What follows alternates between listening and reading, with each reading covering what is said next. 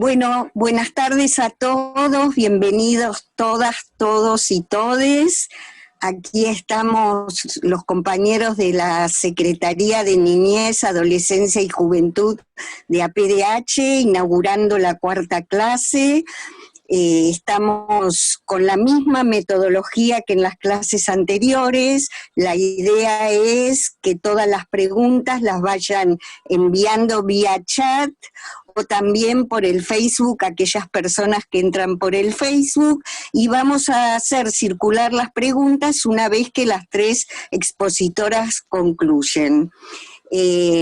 José Vázquez y yo, Graciela Nejamquis, nos toca esta vez de los compañeros de la Secretaría moderar esta clase de hoy, y esperamos que podamos disfrutar todos y aprender junto con los compañeros y las compañeras que hoy nos están presentes y que como expositoras tienen una larga e importante trayectoria y experiencia, no solo académica, sino en el territorio, y eso para nosotros es fundamental.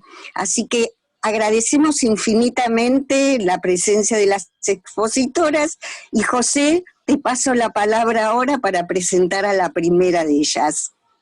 Bien, muchas gracias, Graciela. Bien, para comenzar, tiene la palabra Gabriela Lugori, que es licenciada en Trabajo Social, egresada de la Facultad de Ciencias Sociales de la Universidad de Buenos Aires, continuó su formación en Planificación y Gestión de Políticas Sociales, es docente de la carrera de Trabajo Social de la UBA y en la Universidad Nacional de Lanús, también en carreras de posgrado que abordan el tema migratorio y el asilo, tanto en la Facultad de Derecho de la UBA como en el Instituto de Justicia y Derechos Humanos de la UNLA. Es miembro del equipo técnico de la Comisión Argentina para Refugiados y Migrantes, CAREF, desde 1995, y desde el 2006 asume como directora ejecutiva de la institución. Bueno, adelante, Gabriela. Recuerde que tiene 20 minutos para su exposición. Escuchamos. Bueno, ¿qué tal? Buenas tardes a todas, a todes, a todos. Es un gusto estar aquí con ustedes. Espero que me acompañe la conectividad. Vieron que este es un problema común en estos tiempos, así que si no me escuchan bien, les pido que me avisen y en todo caso cierro la cámara. Mientras pueda estar así, cara frente a frente, es mejor. Así que lo vamos a intentar. Tal como decía José, yo soy licenciada en Trabajo Social y desde hace mucho tiempo trabajo el tema migratorio desde CAREF, que es una organización de la sociedad civil de carácter ecuménico, porque forman parte de ella 5 iglesias protestantes históricas de la Argentina. Y CAREF hace ya casi 50 años que trabaja en la promoción de los derechos de las personas migrantes y refugiadas en el país. Y en este momento, además de la oficina de Buenos Aires, tenemos 2 oficinas en Jujuy, una en San Salvador y otra en La Quiaca, y 2 oficinas en Misiones, una en Posadas y la otra en Puerto Iguazú. Bien, el tema de niñez migrante es un tema complejo, es un tema que tiene muchas aristas, tanto a nivel nacional como en el plano del marco jurídico internacional. Así que si les parece, empezamos por ahí para después meternos a analizar en los últimos minutos cuál es la brecha existente entre estas normas y la realidad de los niños, niñas y adolescentes inmigrantes, en particular en nuestro país. Dentro de la cuestión migratoria, la mirada puesta o el foco puesto en el tema de niñez migrante es una mirada bastante nueva, ¿sí? No hace tanto tiempo que se comenzó a cruzar la situación, la realidad de la niñez en general y de la migración en particular. Por supuesto que la Convención de los derechos del niño siempre ha sido uno de los bastiones que quienes trabajamos en el tema hemos utilizado para promover los derechos de niños, niñas y adolescentes migrantes, en particular antes del año 2003, porque antes del año 2003 regía en nuestro país una ley migratoria que era de la dictadura, en la jerga de quienes trabajamos el tema migratorio lo llamamos la ley Videla. Era una ley absolutamente restrictiva que impedía el acceso a educación, a salud, de cualquier persona migrante que no tuviera documentación argentina, y entre ellos a niños y niñas. Entonces, cada vez que desde mi trabajo como trabajadora social en CAREF era importante, era necesario impulsar la inclusión de un niño o una niña migrante en la escuela, porque estaba siendo rechazada por no tener documentos, o para la atención de la salud, o cualquier otra cuestión que tuviera que ver con la inclusión social y la igualdad de derechos, siempre recurríamos a la Convención de Derechos de la Niñez, porque era el único elemento que efectivamente teníamos por aquel entonces, por los 90, ¿no? En fines de los 90, principios de los 2000. Más cerca en el tiempo, la Corte Interamericana de Derechos Humanos emitió una opinión consultiva, que es la 21 del año 2014, y en esa opinión consultiva ya ahí se empieza a trabajar particularmente cuáles son los estándares de protección de niños, niñas y adolescentes migrantes en toda la región. Esa opinión consultiva pone el acento en dos grupos de población, el de los niños migrantes, el de los niños que requieren protección internacional, es decir, los que podrían ser solicitantes de asilo, y los niños no acompañados, los niños, niñas y niñas no acompañados en el proceso migratorio, ¿sí? Esa es una realidad quizás no tan frecuente para nuestro país y en el Cono Sur, pero sí muy frecuente en otras regiones de nuestro continente, en particular en Centroamérica. Posteriormente, dentro del marco de Naciones Unidas, el Comité de Derechos de Niños, Niñas y Adolescentes y el Comité de Derechos de los Trabajadores Migrantes y sus familias emitieron una observación general conjunta, ¿sí? O sea, se pusieron a trabajar conjuntamente y emitieron esta observación general conjunta, que es un instrumento muy importante porque realmente pone de relieve las particularidades en términos de exposición a vulnerabilidades específicas de niños y niñas migrantes, ¿sí? Y en ese documento queda bien en evidencia esto de la triple situación de vulnerabilidad que puede atravesar a los niños migrantes, ¿no? Por un lado está la cuestión de edad, ¿no? Todo lo que implica la niñez, en particular cuando se atraviesan situaciones complejas o difíciles como puede ser la migración. En segundo lugar, la situación de ser migrante, que por sí implica todo, digamos, no solamente la salida de un lugar de origen, sino muchas veces el tránsito y la llegada a un lugar de destino, que no necesariamente es de elección de los niños y niñas. Y que implica montones de aspectos que tienen que ver con lo subjetivo, con lo familiar, ¿no? Y por otro lado, un aspecto que no es menor y que cada vez se problematiza más, que es la condición migratoria. ¿Qué es esto de la condición migratoria? La condición migratoria tiene que ver con niños y niñas que pueden o no tener un documento en el país de destino, y esto tiene que ver tanto con ellos como con sus padres. Y este es un elemento que claramente agudiza la situación de vulnerabilidad y las dificultades para acceder a diferentes derechos. Hay, digamos, en Argentina, me parece que es muy importante compartir cuál sería como el marco regulatorio que es importante tener en cuenta en términos de derechos de niños y niñas migrantes. Y ahí tenemos, en primer lugar, la ley migratoria actual, aquella que se aprobó en diciembre de 2003 y comienza a estar vigente en enero de 2004, Esa ley es la 25871, es una ley que reconoce la migración como un derecho humano universal, que garantiza el acceso a derechos sociales, es decir, salud, educación, programas sociales, en igualdad de condiciones entre nacionales y migrantes, e independientemente de la situación migratoria, es decir, se tenga o no se tenga un documento. Eso está en el capítulo primero de la ley, en los artículos 6, 7 y 8, seguro que se van a acordar.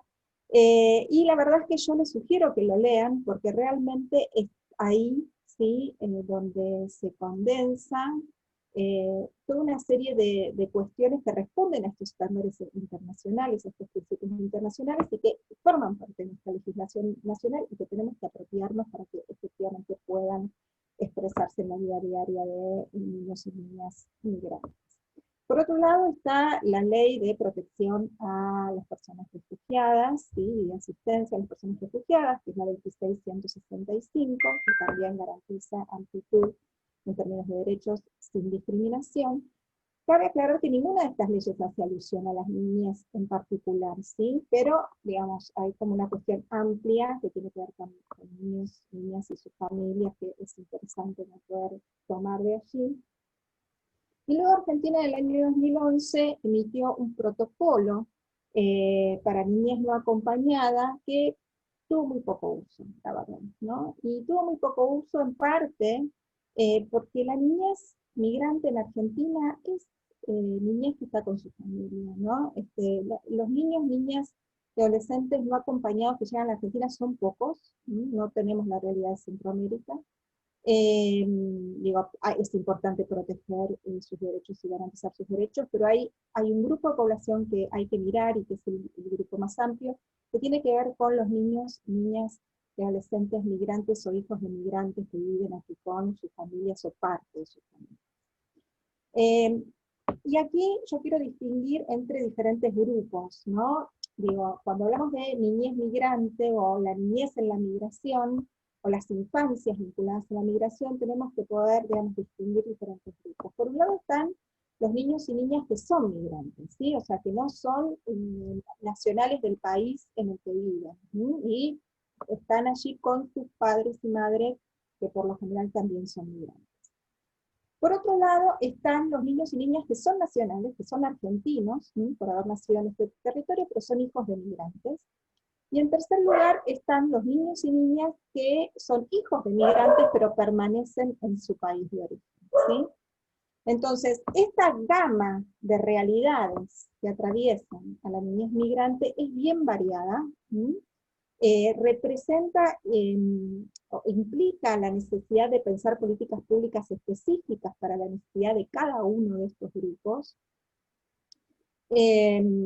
Y en ese sentido yo me quiero detener en los dos primeros grupos que les comenté, porque son los grupos más numerosos en nuestro país, es decir, los niños y niñas migrantes o niños y niñas argentinos, hijos e hijas de migrantes.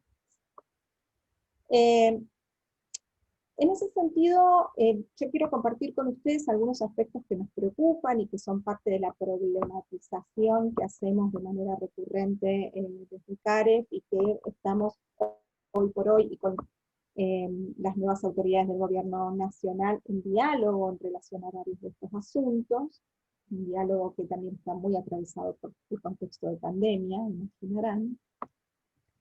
Y en este sentido, yo en este ratito que me queda, que no sé cuántos minutos son, José, quiero detenerme en tres temas, ¿no? Uno, el acceso a la documentación, no sé cómo voy. Sí, sí, no, vas bien, vas bien. Voy bien. Uno Sí. es el acceso a la documentación de estos niños y niñas, el otro es el acceso a derechos sociales, y luego el tema del derecho a la vida infantil. Sobre el acceso a la documentación, vuelvo a lo que les decía antes, o sea, el tema de la regularidad migratoria y el tema de tener un documento que regularice la situación en el país en el que se vive es fundamental. Y cada vez más, estamos desde la sociedad civil poniendo este tema como un tema de derechos, ¿sí? O sea, no es una cuestión burocrática, administrativa, que tiene que ver con si un Estado quiere o no quiere, sino que es importante pensarlo como ampliación de derechos. ¿Sí? Tener un documento en el lugar de destino es un derecho de los niños y las niñas y también de sus familias.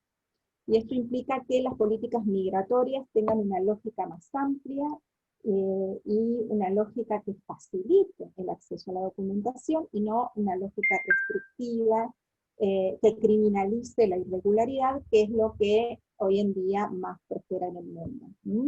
Nosotros en Argentina tenemos una ley migratoria que ha garantizado y facilitado el acceso a la documentación, en particular de las personas migrantes que provienen del Mercosur y los países asociados, pero hay otro grupo que, no por ser menor en cantidad, no es importante atender en términos de política pública, que son las personas que no provienen del Mercosur, ¿sí? Estoy hablando de población de Haití, población dominicana, población de diferentes países de África, que está presente aquí en Argentina, y que tienen serias dificultades para poder acceder a la documentación. Y esto les implica dificultades en otros aspectos que ahora vamos a ver, ¿no? O sea, cómo esta interdependencia, ¿sí?, entre diferentes aspectos genera vulnerabilidades que también van asociadas. Sobre el tema de la documentación también me quiero detener particularmente en los niños y niñas venezolanos. ¿Sí? Los niños y niñas venezolanos menores de 9 años no tienen documentación de viaje en muchos de los casos. ¿Por qué? Porque Venezuela, digamos, de política digamos, de su país, no emite un documento, un DNI para los niños menores de 9 años, lo hace a partir de los 9. Entonces los niños que viajan al exterior antes de los 9 años lo hacían con un pasaporte. Esto se vio obturado por la crítica situación de Venezuela, y muchas de las familias que salieron de ese país lo hicieron con niños y niñas sin documentación de viaje. ¿Qué es lo que pasa cuando se llega a las fronteras sin la documentación de viaje adecuada? Por lo general los países rechazan el ingreso. Eso ha sido, digamos, parte del trabajo que hicimos en ICARE junto con otras organizaciones, indicando que esta era población que necesitaba, ¿sí?, protección. Y que en términos de la protección, el ingreso a territorio junto con sus familias y luego la documentación eran esenciales. ¿Qué es lo que ocurrió en Argentina? Se emitió una disposición que permitió el ingreso sin documentación de viaje o con documentación de viaje vencida, pero luego no se avanzó para que esos niños y niñas pudieran acceder a tener un DNI. Entonces muchos niños y niñas venezolanos están en nuestro territorio desde hace 2, 3 años, con una radicación precaria sin poder acceder a un documento, por algo que excede a esos niños, excede a esas familias, que tienen que ver con políticas públicas, y que aún hoy no se ha terminado de resolver. Entonces, estas cuestiones que tienen que ver con el acceso a la radicación, ¿qué impactos tienen en otros escenarios? Bueno, el acceso a derechos sociales. Ahí claramente venimos viendo desde hace mucho tiempo cuestiones que ya a esta altura podríamos decir que son estructurales y casi estructurantes de las políticas sociales en nuestro país. Y aquí les voy a dar algunos ejemplos para que puedan entender a qué me refiero. Por ejemplo, las pensiones no contributivas en nuestro país requieren una determinada cantidad de años de permanencia en condición regular para que personas migrantes puedan acceder. Estoy hablando, por ejemplo, de las pensiones no contributivas por discapacidad, o por vejez, o por madre de 7 hijos. Si nos centramos en la de discapacidad, allí se exige tener 20 años de permanencia y un DNI. Eso quiere decir que ningún niño o niña migrante, porque pensemos que 20 años de permanencia ya a uno lo saca de ese momento de la vida que es la niñez, ningún niño o niña migrante podría acceder a la pensión por discapacidad tal y cual está dada hoy por hoy. Hay un caso que hemos presentado desde CAREF, es el caso Reyes Aguilera, una niña boliviana con una discapacidad motriz, Ese caso llegó a la Corte, tardó años en que la Corte se expidiera, o sea, las instancias anteriores no se expidieron favorablemente, llegó a la Corte, ¿no? Se expidió la Corte favorablemente, pero ese proceso tardó años, en las que esa niña no tuvo acceso a la pensión no contributiva y por lo tanto tampoco a lo que en ese momento era PROFE, que ahora se llama Incluir Salud, que es la pensión especializada en salud para las personas con discapacidad. Y cuando la Corte se expidió lo hizo diciendo que lo hacía en relación a ese caso nada más, y que no podía hacerse extensivo a los otros. Digamos, no se podía entender como un antecedente que operara de manera automática en otros casos similares.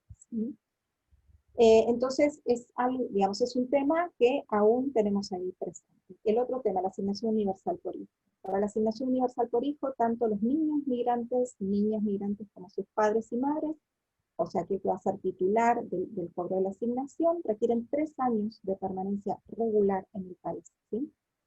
Esto, imagínense que para niños, unos 3 años, muchas veces es mucho tiempo en la vida del crecimiento de un niño, más o menos pensando que la asignación universal está destinada a garantizar otros derechos esenciales de esos niños, como la educación y la salud, ¿no?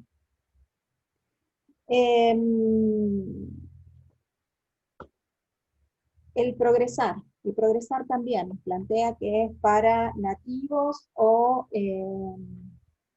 personas que hayan tramitado la ciudadanía, o digamos también personas que también, o sea, las cuestiones de restricción siguen, digamos, se reproducen en los diferentes programas sociales. Y ahora, en el marco de la pandemia, el IFE, que es el ingreso familiar de emergencia, tiene el mismo problema, requiere 2 años de permanencia regular en el país. Entonces, decíamos, la mayoría de los niños migrantes y niñas migrantes que viven en el país están aquí con sus familias. Garantizar el acceso a derechos de sus familias es garantizar el acceso a derechos de esos niños y niñas.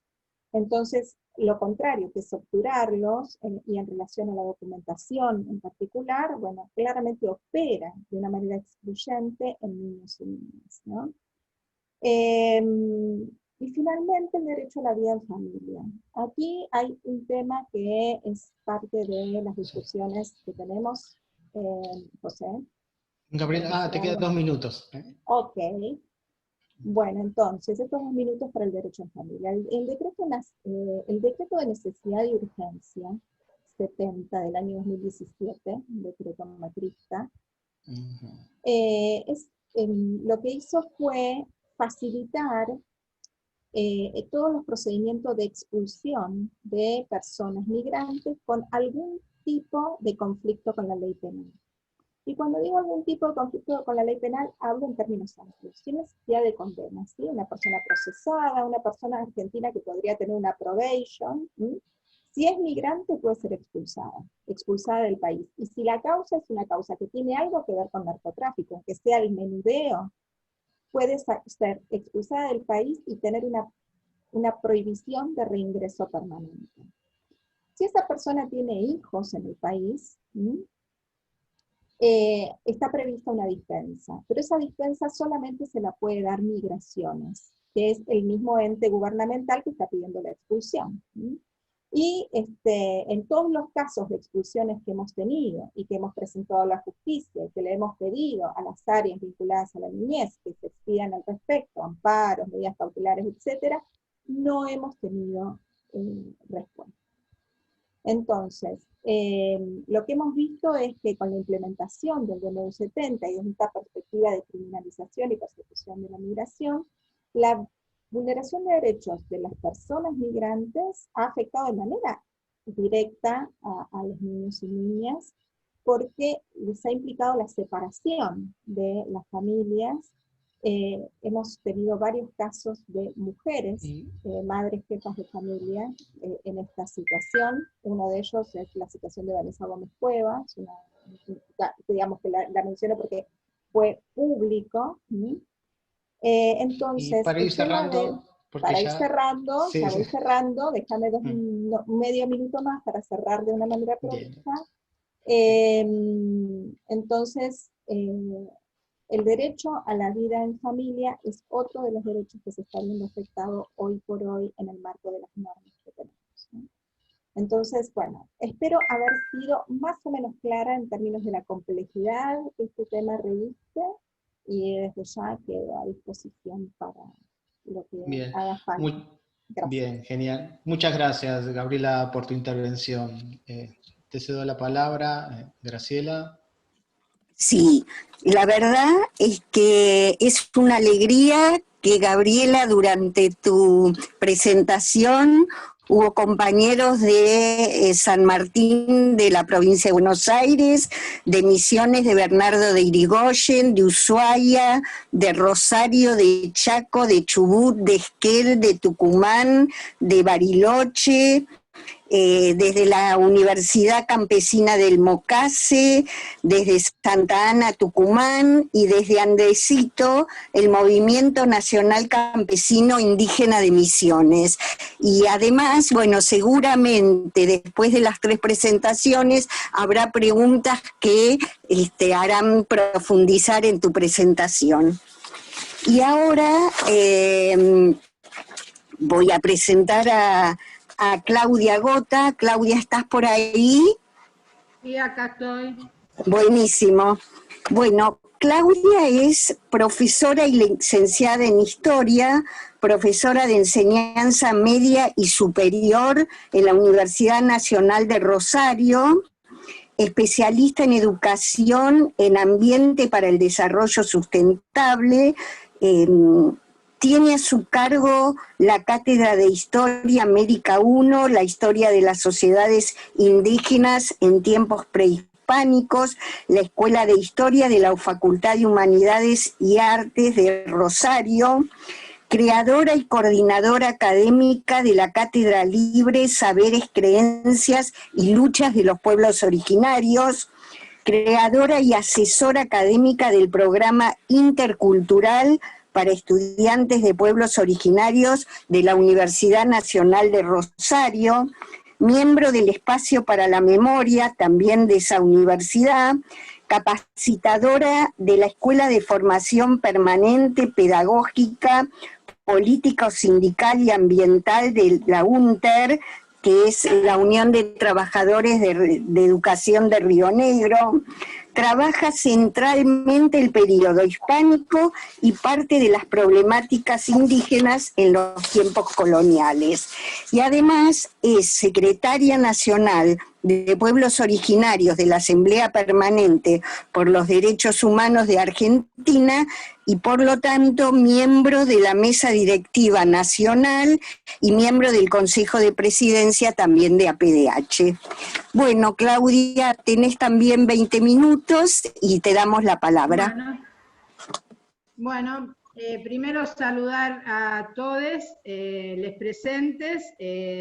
Voy a tratar de hacer un diagnóstico general y después cualquier cuestión que quieran profundizar estarán las preguntas, porque el tiempo, que parece mucho, no lo es tanto.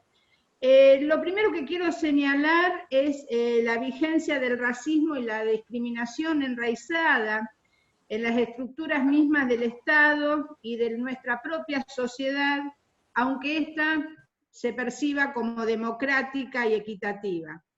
De algún modo esto explica por qué, aunque haya declaraciones, pactos internacionales, convenios y legislaciones a nivel nacional y a nivel provincial, estas se encuentran con una carencia de reglamentación en los diversos campos y por otra parte se dan prácticas totalmente contradictorias con lo que este corpus legislativo sugiere, demanda para el campo de los derechos de los niños y adolescentes indígenas. De algún modo lo que quiero poner en claro es la necesidad de que debe primar un auténtico pluralismo jurídico y la formulación de protocolos interculturales en diversas áreas para que efectivamente estos derechos se garanticen. Las niñas y los adolescentes indígenas viven en comunidad, que es un concepto mucho más complejo y totalmente diferente a la concepción de sociedad que desde la sociología clásica y hegemónica se nos enseña cuando transitamos por el sistema educativo. Esta es una comunidad de vida y está anclada en un territorio para la vida. Solamente en esos territorios, las niñas y los adolescentes, juntos a sus grupos familiares y comunitarios, pueden seguir siendo. Y de algún modo nosotros venimos denunciando, a raíz de una serie de actividades, cómo estos territorios se han venido mercantilizando y por lo tanto han dado en las últimas décadas un avasallaje de todos los derechos que existen a las poblaciones indígenas u originarias en nuestro país, como a lo largo de la Via Yala. Y por lo tanto, entonces, los derechos de los niños y los adolescentes también son vulnerados. Y podríamos decir que de algún modo mucho más cruel, preocupante y doloroso, por lo que implica hablar de niños, niñas y adolescentes. Nosotros desde la Secretaría de Pueblos Originarios en APDH y en articulación con las regionales, una treintena de regionales y juntas promotoras tenemos a lo largo del país, venimos conformando un plan de acción en el territorio en defensa de los derechos de los pueblos en todas sus manifestaciones. Pero también lo acompañamos con la defensa de los derechos de la madre. Tenemos esa lucha desde las propias pueblos. Voy a intentar de dar algunos ejemplos concisos y concretos sobre algunas cuestiones que hemos venido trabajando para comprender todo lo que se propone en estas convenciones y declaraciones, en las letras mismas, pero que cotidianamente se vulneran. Vamos a hablar sobre todo, y esto es importante aclararlo, desde nuestra militancia, tanto como educadores y como militantes de derechos humanos, como defensores de los derechos humanos, para poder entender cómo, más allá de las premisas que son precisas en muchos casos de las normativas vigentes, y que de algún modo, estamos diciendo, no se cumplen, porque en definitiva estamos hablando de un curso que intenta y está destinado a capacitar a operadores que de diversas disciplinas están en contacto con los niños y los adolescentes. Esto es importante porque a lo largo de las clases anteriores algunas cuestiones ya se han ido señalando, cuando hablaron de la niñez y de la adolescencia en general. Y por lo tanto, intentando no ser reiterativo, vamos a tratar de hacer un diagnóstico de modo más general de la situación, ajustando a este segmento de la población concreta de nuestra matria, de los niños, niñas y adolescentes de los pueblos indígenas. En primer lugar, es pensar que estos niños, niñas y adolescentes forman parte de pueblos que son preexistentes al Estado, y que como tales fueron reconocidos en la última reforma de la Carta Magna en 1994, pero que también, como haciendo referencia a lo que recién la anterior disertante planteaba, muchos de ellos y de ellas, niños, niñas y adolescentes, son también migrantes internos. Tiene que ver con el avance sobre sus territorios ancestrales, que los han convertido en verdaderos refugiados ambientales, que han ido a engrosar y también a perderse. Me refiero a esto, a esa nueva invisibilización que se hace de muchos, de muchas y de muchas niñas y adolescentes en los bolsones de pobreza y en las márgenes de las grandes ciudades de nuestro país.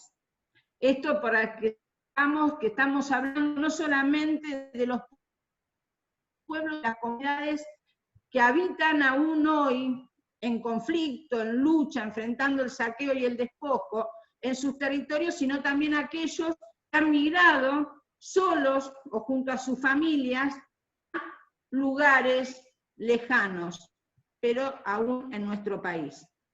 El reconocimiento de un marcado racismo y discriminación al que aludíamos desde el comienzo diciendo que forma parte de nuestras propias estructuras societales y estatales, de algún modo se hace virulento en las grandes ciudades, porque la presencia de un grupo que se lo reconoce como el otro, como les otres, donde se marca una mural de exterioridad total, se manifiesta con mucha más virulencia en ciertas situaciones. Las prácticas racistas en nuestro país han sido históricamente naturalizadas, porque estamos colonizados por paradigmas hegemónicos que hacen y han aumentado la discriminación y la segregación de los niños y de los adolescentes en las ciudades a donde se han trasladado.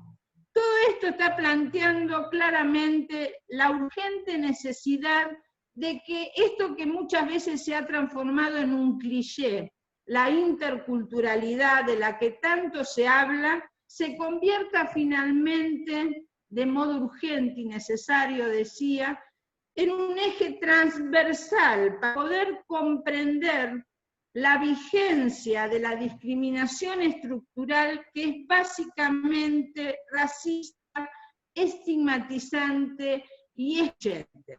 Digo comprenderla, reconocerla, por supuesto desmontarla.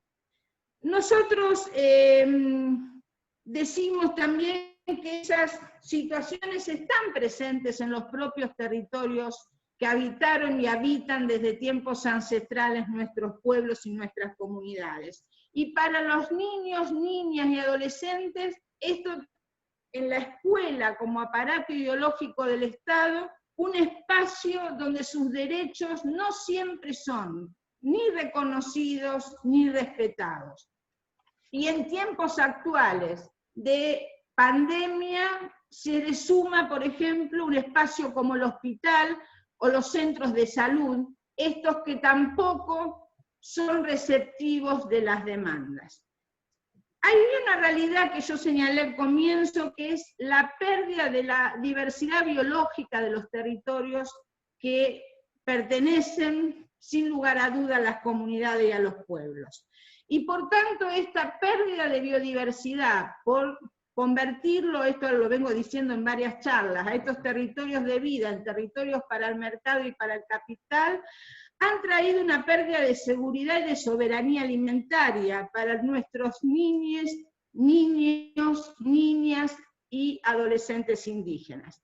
El problema de los agronegocios, de todo el neoextractivismo, la agrominería, la megaminería, la tala del bosque y del monte nativo, ha traído entonces problemas que se han sumado y que han hecho como la falta de alimentación adecuada, que antes estaba garantizada por la biodiversidad de cultígenos y de fauna, se le suma también esta no asistencia primaria de la salud en muchos casos. A esto se suma también una gran problemática en los adolescentes, que es el crecimiento de las adicciones, que no es casual. Las adicciones ligadas a drogas duras como al alcoholismo en los jóvenes está haciendo estragos en algunos puntos del norte de nuestro país, junto con el avance de una enfermedad que era prácticamente desconocida, que es el HIV en muchas de las comunidades.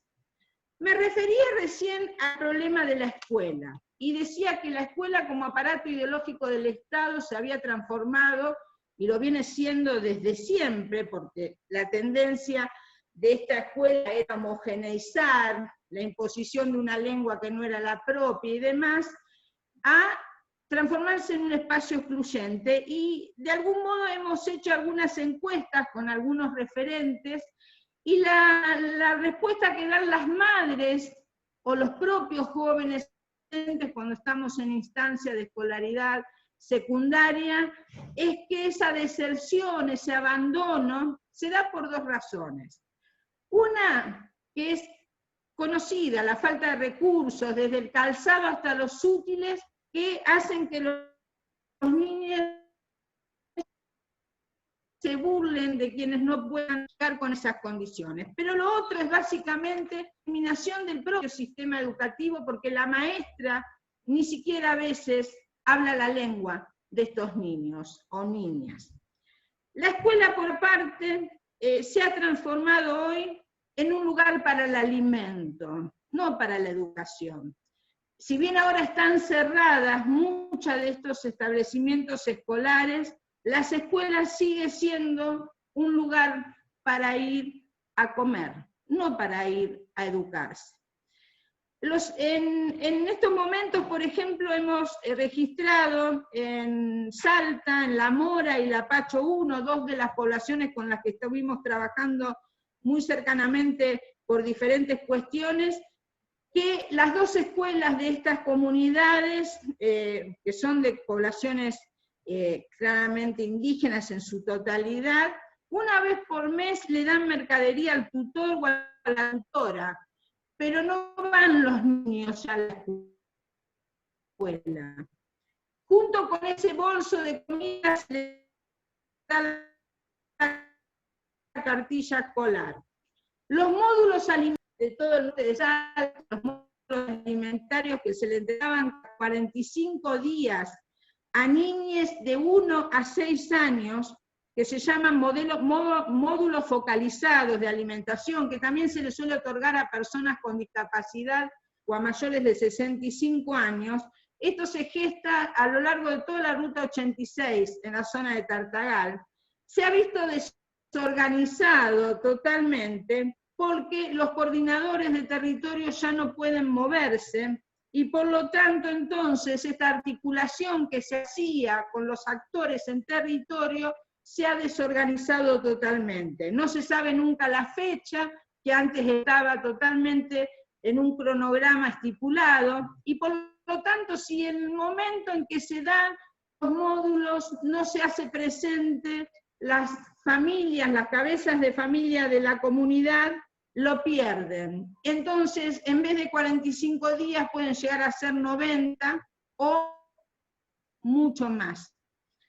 Esto es realmente grave porque las familias que venían pasando ya hambre, ustedes lo saben, el gobierno de Cambiemos fue realmente abandónico con todas estas situaciones, se han sumado hoy la situación de la pandemia. Por lo tanto, para muchas niñas y adolescentes hoy, las tarjetas alimentar o las AUH, ¿no? Las dos estrategias que desde la Nación son suministradas, son las únicas que le permiten, pero por supuesto no alcanza hacerse de algo de comida. Esto se ha agravado porque además en la cuarentena no pueden moverse, ¿no?, a buscar sus tutores o sus padres otro tipo de alimentación al bosque, a la laguna, y tampoco pueden ir a los mercados a vender su artesanía, ¿no? AUH, nosotros durante el gobierno hemos localizado varias situaciones que después si quieren las podemos dar a conocer, de estafas en algunas comunidades concretas. Entonces la pandemia tapó un gran problema en muchas de las comunidades y por lo tanto en muchas niñas y adolescentes, pero básicamente bebés y niñas, que es la desnutrición y el hambre. Decíamos que no hay asistencia primaria de la salud y además quienes están más alejados de los centros urbanos directamente no logran hacerse de nada porque allí no llegan ningún tipo de asistencia. Tampoco quieren ir al hospital porque decíamos que prefieren quedarse en sus casas cuidados por sus padres, más que nada los adolescentes, ya se dan cuenta claramente de discriminación. Porque además hay una discriminación en el ir y en el volver si llegan a estar asociados a algún tipo de estigmatización vinculado, por ejemplo, con el COVID. Nosotros tuvimos que intervenir en la semana pasada, no, la anterior, en un caso donde una familia que supuestamente tenía algún nivel de contagio después no podía regresar, ¿no? La cuestión de los adolescentes tienen otras problemáticas que están vinculadas, decíamos, no solamente a las adicciones, sino también a los embarazos tempranos, en niñas, en adolescentes muy jóvenes. Tenemos registrado embarazos prematuros que no llegan a término por la situación de desnutrición de sus madres jóvenes, pero tenemos también muchas madres de 15 años con hijos, ¿no? Que también se encuentran con la problemática del ANSES, porque el operativo ANSES a nivel nacional funciona muy bien, que iba cada 3 meses a territorio, pero ahora que eso no se puede hacer, el ANSES local ha cerrado sus puertas, y por lo tanto si estas niñas llegan a hacerse de el IFE o el AUH u otras prestaciones. 2 minutos, Claudia. Algo que sí. 2 minutos te quedan. Ay, no llego a nada. Bueno, quería citar un informe del doctor Romano acerca de las niñas y niños wichí, pero lo dejo por si a alguien le interesa conocerlo.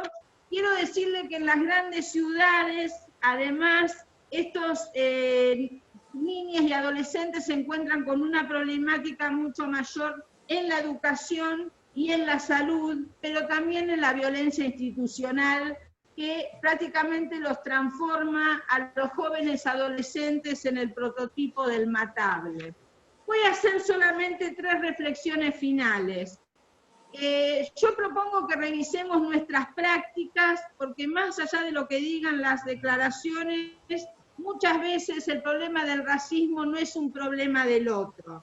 Necesitamos consensuar planes de acción en territorio para ver cómo intervenimos, porque las estructuras estatales muchas veces burocráticas no dan respuesta. Necesitamos resolver cuestiones en el campo de lo jurídico, seguramente de esto va a hablar muy bien Sonia, que tiene que ver con poder de algún modo lograr que se tipifique el delito de la discriminación racial que tanto daño hacen nuestros niños, niñas y adolescentes indígenas. Somos una sociedad racista, colonizada, discriminadora, excluyente. Nuestro compromiso está del lado de estos niños, niñas y jóvenes. Tenemos que luchar por su vida y sus derechos, porque en el fondo esta cuestión, que tiene un anclaje muy claro en la reforma educativa y en cómo abordar esto desde la escuela, también hace a la vigencia y a la posibilidad de tener una sociedad más justa. Espero preguntas porque tengo muchas cuestiones para hablar, pero no me dio el tiempo. Muchas gracias.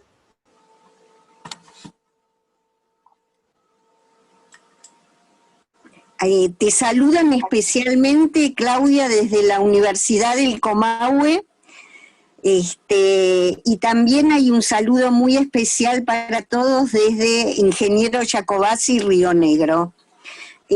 Hay preguntas y además algunas reflexiones interesantes para después. Y ahora quiero presentar a Sonia, que ya la podemos ver, no solamente escuchar. Sonia es... ¿está habilitado el micrófono, Sonia, tuyo? A ver, ahora. Ahí, bien. Yo te voy a presentar ahora. Sonia es profesora de historia, abogada, especialista en políticas sociales, con posgrado en derechos humanos de los pueblos indígenas. Tiene una especialización internacional en pluralismo jurídico igualitario y descolonización, perito en antropología aplicada, coordinadora de la Cátedra Libre de Pueblos Originarios, afrodescendientes y migrantes, dependientes de la Secretaría de Extensión Universitaria, docente de la Tecnicatura en Gestión Cultural y Mediación Cultural, y docente en Comodoro Rivadavia, donde ella reside, en 2 institutos de formación docente, como docente capacitador con orientación intercultural bilingüe. Coordina distintos proyectos de articulación intercultural junto a comunidades indígenas. Es asesora y ejerce la defensa de miembros de comunidades y pueblos indígenas. Bueno, gracias por estar, Sonia, y me alegro que te podamos ver y que tengas conexión. Adelante, te escuchamos. Bueno, gracias a todos, a todas, y Graciela, la presentación, y a la PDH por esta oportunidad de unir también el sur con el norte y el centro, y estas diversidades de saberes, y en el día de hoy, en particular, compartir el panel con quienes me precedieron, que realmente valoro muchísimo sus trayectorias territoriales, y de eso se trata en el día de hoy, a través de la experiencia de cada uno, desde sus marcos referenciales, poder hablar sobre las infancias indígenas en particular. Lo haré desde esa sinonimia, pero no quiere decir que reconocimiento a niños y niñas y adolescentes y los jóvenes indígenas. Para ordenarme, había preparado un PowerPoint, espero poder presentarlo, estar en condiciones, ustedes me van a decir si lo están viendo, si no, lo vamos a dejar pendiente. Perfecto, Sonia. ¿Se ve bien? Sí, Bueno. Perfecto. Bien, bien. Entonces, un poco para organizador de ideas, y para aquellos que no son abogados, la idea es tampoco hacer, digamos, de este diálogo, de este intercambio de saberes, intercambio de cada uno de los paradigmas y de dónde estamos trabajando, en esto que nos convoca en el día de hoy de la protección de los niños, niñas, adolescentes indígenas. Y en particular, el marco referencial que planteaba Claudia, y que también planteaba la compañera al inicio, de los migrantes, nos ubica en que debe existir necesariamente un cambio de paradigma en nuestra relación, en la relación con los pueblos indígenas. La República Argentina, a partir de la reforma de la Constitución, se convirtió en una constitución de avanzada, de reconocimientos de derechos, pero que muchas veces choca con una realidad que está imbrincada en las instituciones del Estado, en funcionarios que responden a paradigmas totalmente de relación distinta, ¿no? Y esto muy rápidamente, en una evolución, y en lo que planteaba Claudia, para ubicarnos en esta línea de tiempo. Los pueblos indígenas son una línea, una continuidad de un pueblo que habita este territorio, ¿no? Entonces, esto es romper con paradigmas colonizantes, diría un autor que en 1492, es decir, se genera, digamos, tanto la colonialidad como el colonialismo, un mismo parto que va a parir estos dos conceptos, pero dos conceptos que traen un concepto claro y que lo puso en debate, y resulta necesario repetirlo casi hasta el hartazgo, que es el tema del racismo. Porque muchas veces en las prácticas profesionales, y en el caso de los abogados, es decir, no vemos o no se aplica como marco jurídico también referencial, no solamente la Convención de los Derechos del Niño, y vamos a ver una serie de normas que no es apabullarlo, porque estas normas las vamos a poder encontrar en un montón de material y en parte de la bibliografía que ustedes tienen, digamos, propuestas para el curso, sino que autorreferenciarnos nosotros frente a la situación de las niñez o las infancias indígenas, que hay vestigios o nexos que nos llevan a ese punto inicial de racismo. Tenemos que entender que la discriminación es una forma de expresión del racismo. Y eso surge en 1492, ¿no? Entonces, en esta línea histórica, las 40 naciones indígenas que hoy tenemos de los pueblos indígenas en nuestro país, ese reconocimiento aparece con la reforma de la Constitución de 1994, ya hace 25 años, en donde ese Estado, que era monocultural, el de 1853, en donde tenía la primera Constitución, fijó como el Estado, como un modelo estatal monista, jurídica, que la relación con el indígena era pacificarlo y convertirlo al catolicismo, dándole la tutela a la Iglesia Católica para civilizar a ese sujeto. Y muchas veces esa relación, digamos, de paternalismo, de asimilación a la población, surge, digamos, en esta brecha. Y parte de las políticas, hay que revisar nuestras políticas estatales, hay que revisar nuestras políticas públicas en relación a los pueblos indígenas y también a la infancia y a los jóvenes, porque se remontan a estos procesos históricos. Entonces, en esta línea de que yo aquí quise, digamos, representar en esta gráfica, observamos que ese viejo artículo 67, inciso 15 de la Constitución de 1853, hubo una formación de casi 150 años de jueces y fiscales, asesores, secretarios, estoy hablando del ámbito judicial, que se educaron con este paradigma de relación, ¿no? Con este paradigma de pacificar al indio, sujeto ahí, sujeto individual, es el indio, ¿no?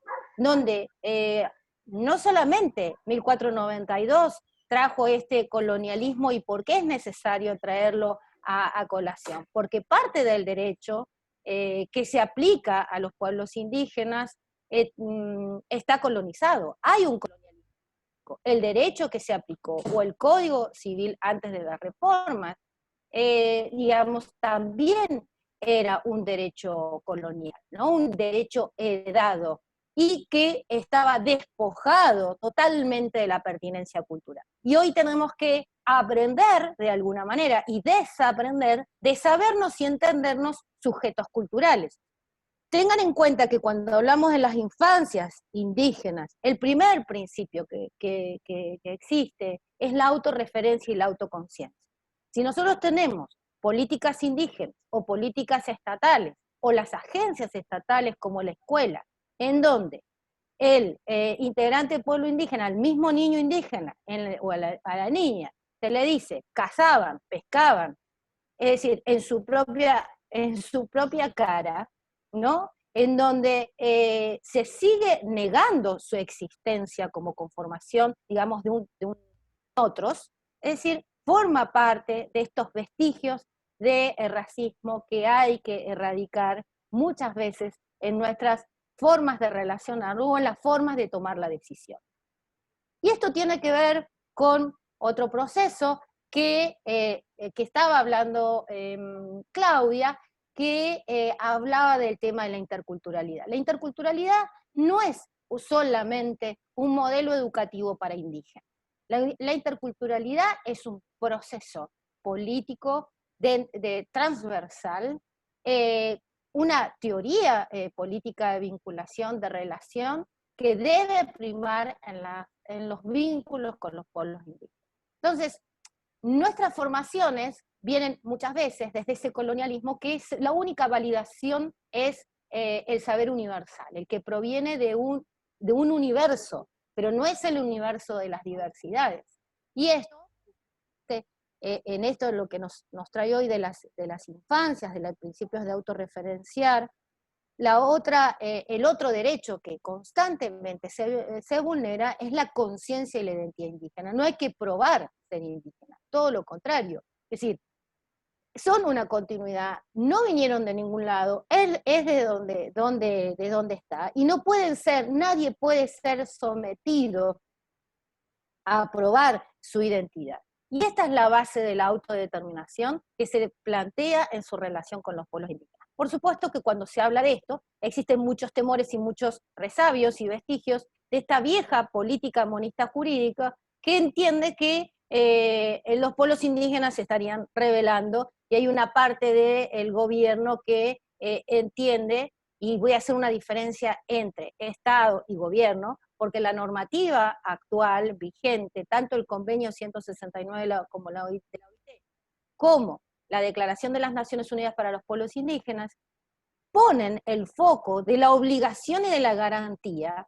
unos en el Estado y otros en los gobiernos, llámense municipales, provinciales o nacionales. Entonces, el camino a la transversalidad de la colaboración intercultural o los caminos para los procesos de decolonizar viejas prácticas de vinculación, de estigmatización, de negación, de naturalización de los indígenas, es a través del diálogo con el Estado, pero un diálogo con pertinencia cultural. Muy rápidamente, en la propuesta tenemos que partir de cambiar también este modelo monista jurídico que creó ese Estado de 1853. El Estado de 1853, o Alberdi, digamos, que nos castigan a veces a los abogados, el día de la abogada de que falleció Bautista Alberdi, ¿no? Que es esta que decía que prefería casar a su hija con un zapatero inglés que con un indio araucano. Es decir, tuvo las experiencias en redactar las bases de la relación que las colonias norteamericanas habían tenido con los pueblos indígenas. Pero lo que hace esa Constitución es despojar de lo colectivo, de lo plural, de lo comunitario, para ver solamente al indio solitario, para pacificarlo, y como les decía, convertirlo al catolicismo. Y ahí vemos el gran salto cualitativo de entender la relación del Estado con los pueblos indígenas, a una política asimilacionista e integrarlo, porque el monismo jurídico implicó crear un solo ser nacional, y el ser argentino. Y aquí hay cambios de prácticas sociales, ¿no? Entonces aparecen los verdaderos indígenas argentinos de los indígenas. Las teorías históricas y antropológicas que muchas veces ha jugado de importancia a la hora de hoy criminalizar los derechos territoriales del pueblo mapuche, se juegan estas teorías antropológicas vetustas, racistas, que han naturalizado, discriminado con el aporte de las ciencias sociales para hablar sobre los pueblos indígenas. El camino es el pluralismo jurídico, pero ¿qué implica el pluralismo jurídico? Que es posible, además del sistema jurídico vigente del Estado, la existencia de otros sistemas, como la que tienen los pueblos indígenas, en su organización, en sus formas de organizar, las formas de representación de sus autoridades, las formas de sus elecciones, las formas de sus unidades económicas, esos sistemas que la sociedad occidental lo ha regulado y lo ha compartimentado en distintos códigos o en distintas ramas del derecho, en el caso también tienen sus propios sistemas de relación, de regulación, de obligaciones de dar, de hacer y de no hacer, como dice la sociedad occidental, pero no necesariamente siempre, digamos, en el caso de los pueblos indígenas, tiene que haber esa pertinencia. Y ahí viene otra cuestión que muchas veces en las decisiones judiciales no se entiende, y en las intervenciones con las infancias, es el tema del intérprete cultural.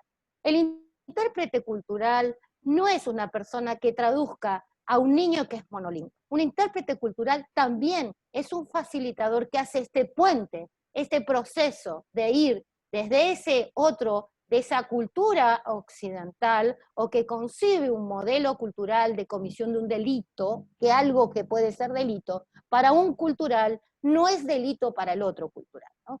Entonces, esto es como para que nos entremos a revisar que muchas veces estas prácticas están más ancladas en monismos que en pluralismo. Rápidamente, para decirles y contarles esto forma parte de la práctica, digamos, profesional, pero para que nos entendamos, los constitucionalismos liberales fueron los monistas que crearon un solo ser nacional, un solo idioma, una sola identidad, una sola religión, y el camino es variar hacia los horizontes pluralistas, ¿no? Y las tendencias, no es que ahora, ¿de dónde salen tantos los indígenas? Las emergencias indígenas afloraron en función de respuestas y siempre estuvieron.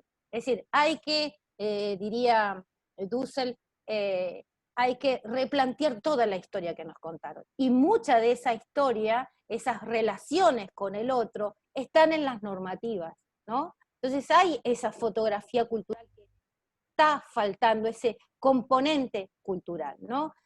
Sobre todo para ir pensando en estas cuestiones. Entonces, como yo les decía, en este parto del 1492 aparecen estos dos conceptos y este concepto de raza, que así como estamos viendo en el día de hoy y en el marco de esta pandemia, hay que erradicar el racismo como una pandemia también llegada en 1492 y que conforma parte de una práctica bastante instalada y sobre todo a la hora de relación con los pueblos indígenas.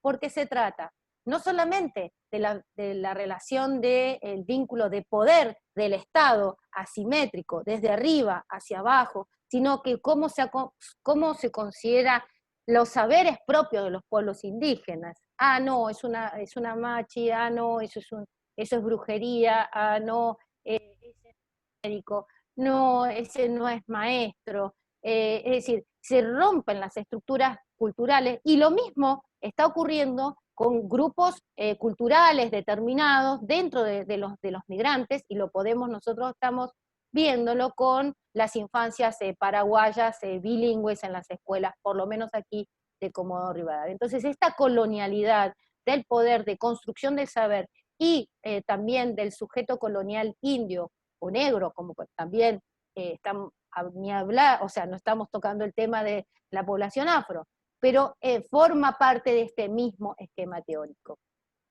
Entonces, dentro de del derecho encontramos que tenemos que entender que el derecho como lo conocemos hoy es una respuesta histórica, un instrumento de colonización. Y lo que han hecho los estados a partir de los sistemas interamericanos de derechos humanos es ir generando, digamos, respuestas a las violaciones sistemáticas contra los seres humanos por vulneración a su dignidad humana. Y en este caso, el sujeto de protección son los pueblos indígenas.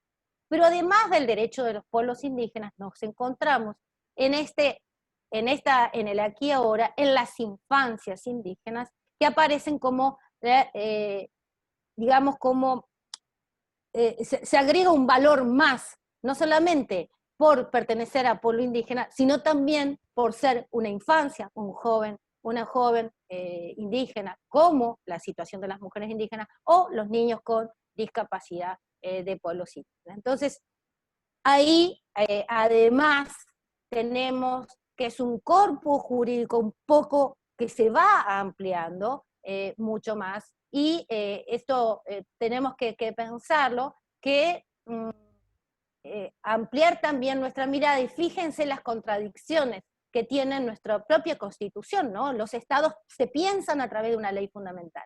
Cuando se reformó en el 94 la Constitución fue una parte de la que se reformó, pero el artículo 16, el principio de igualdad, y esta es muy importante a la hora de las tomas de decisión y de vínculos, el principio de igualdad y no discriminación. Gran cuestión, porque tenemos tanto discriminación positiva como discriminación negativa.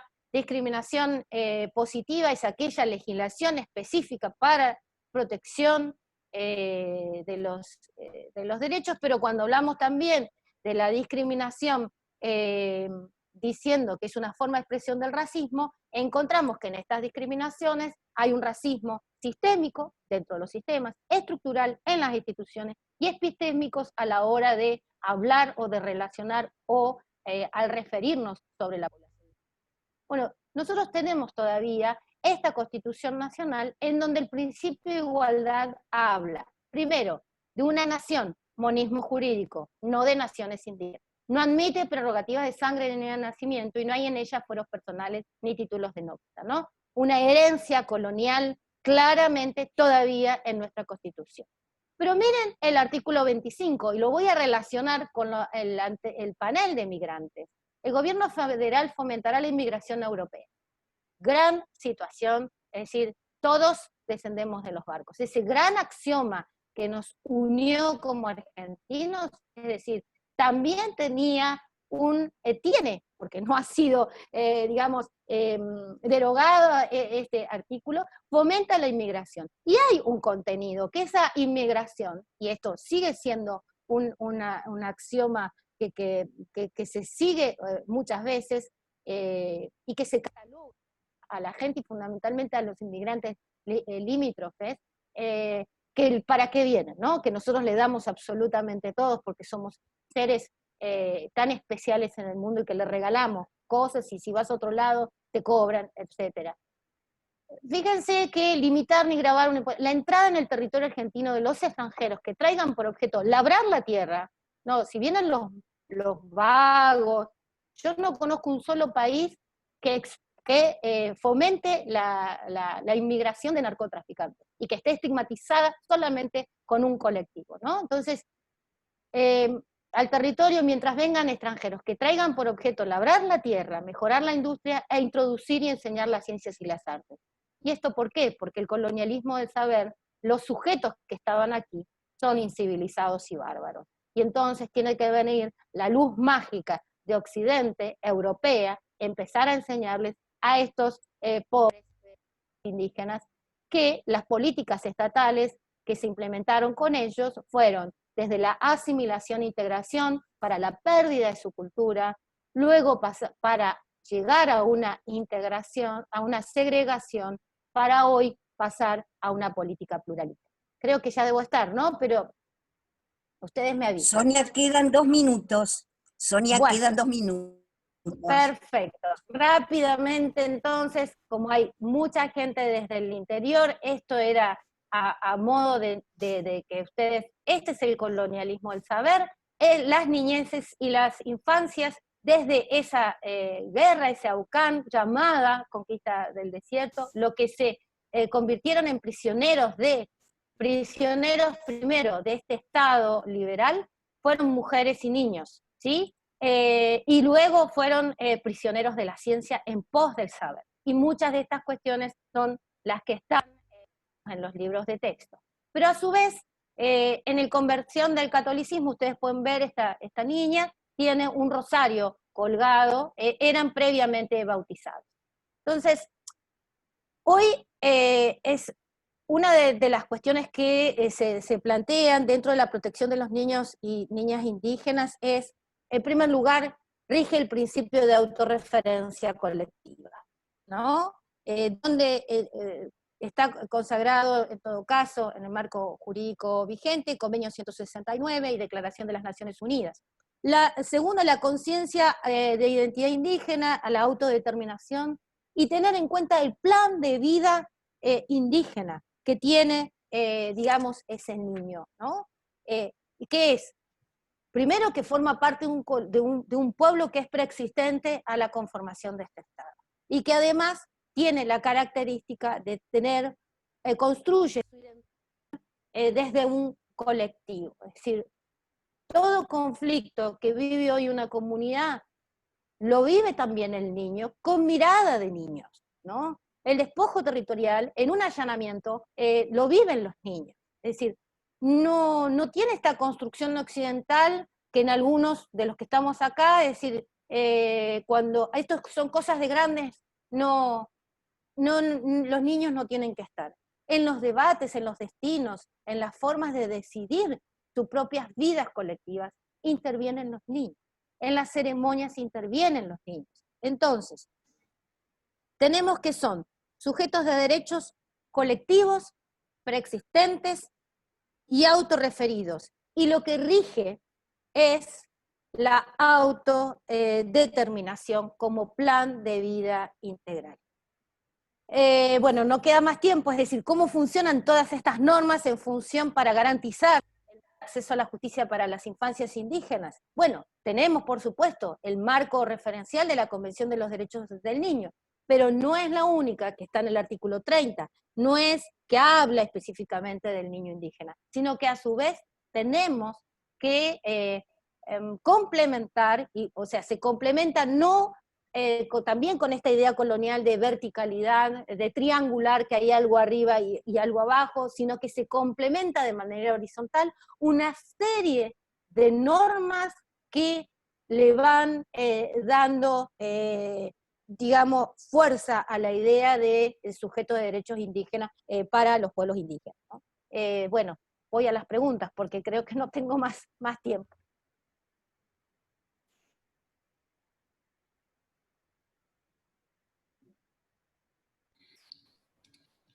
Bien, estábamos, bueno, comenzamos ya la ronda de preguntas. Y bien, una primera pregunta que es hacia Gabriela, de parte de Francisco Espadano. Menciona, quería saber, Gabriela, si podés repetir el número de la ley migratoria sancionada en el 2003, y quería consultar, como trabajador de la CENAF, ¿cuándo debemos intervenir ante vulneraciones de derechos de niños, niñas, en familias migrantes, y dónde los derechos o la vivienda de ellos puede ser diferente entre un país y el otro? Como por ejemplo el trabajo infantil y sus diferencias entre Argentina y Bolivia. ¿Qué derecho prevalece? ¿Cómo amortiguar ese problematizar, que es una vulneración? ¿Y qué recomendaciones podrías aportar para una intervención que contemplen estas cuestiones? Bueno,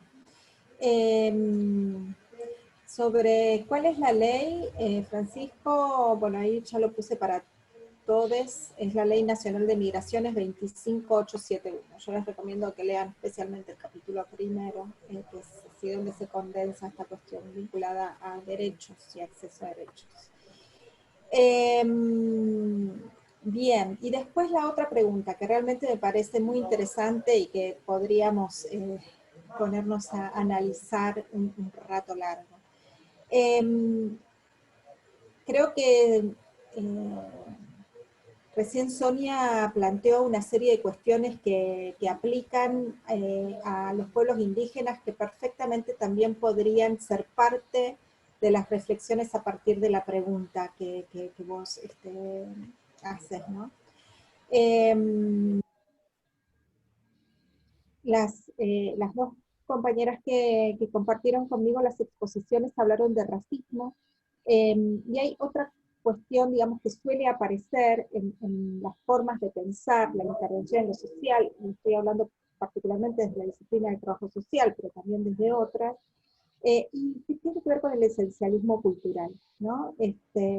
Donde pareciera ser que lo que antes se le atribuía a lo biológico con el racismo, luego se le atribuye a cuestiones esencialistas de la cultura, donde por pertenecer a una determinada cultura, entonces hay cosas, digamos, hay valores, hay actitudes, hay formas, cosmovisiones que son inherentes a esa cultura y subvaloradas por la cultura hegemónica.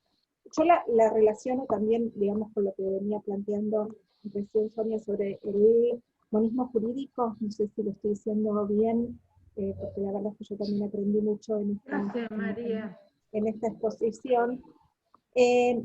A ver, varias cosas sobre esto, cuándo intervenir. Por ejemplo, en una situación de trabajo infantil y una familia boliviana. Primero, hay que atender a la singularidad de cada situación. Claramente... Más fuerte, por favor. Bueno, a ver ahí. Digo que hay que atender a la singularidad de cada situación, ¿sí? Y que en esta singularidad siempre hay que tener cuidado de no criminalizar, digamos, situaciones que tienen que ver con las condiciones de vida de esas familias, ¿no? ¿Por qué un niño o una niña trabaja junto con sus padres, sus madres, su familia? Bueno, hay multiplicidades de cuestiones que hay que analizar en términos de campo problemático. Por supuesto que no es la situación deseable para ningún niño o niña, pero bueno, recién Sonia también nos acaba de decir cómo los pueblos indígenas, la presencia de niños y niñas se valora desde un lugar diferente en términos de la participación, la opinión, la escucha. Y vos justamente estás preguntando sobre digamos, haciendo alusión a una familia boliviana donde claramente se cruza la cuestión migratoria con la cuestión indígena. O sea, la población boliviana presente en nuestro país, en muchísimos casos, es población que proviene de una manera participativa y dedicada a pueblos indígenas, y donde esta cosmovisión de lo plurinacional está presente. Entonces, digo, yo no tengo una receta para responder a esa pregunta. Creo que siempre que hay un derecho vulnerado es importante intervenir, pero intervenir desde esta mirada amplia que atiende la singularidad desde el pluralismo y desde digamos, el entendimiento de cómo ahí, digamos, no hay una cuestión esencialista en términos de cultura, sino que hay quizás condiciones de vida u otra forma de comprender la relación con el trabajo. No sé si respondo a esto, no me quiero extender porque entiendo que hay más preguntas para mis compañeras. Bien. Graciela.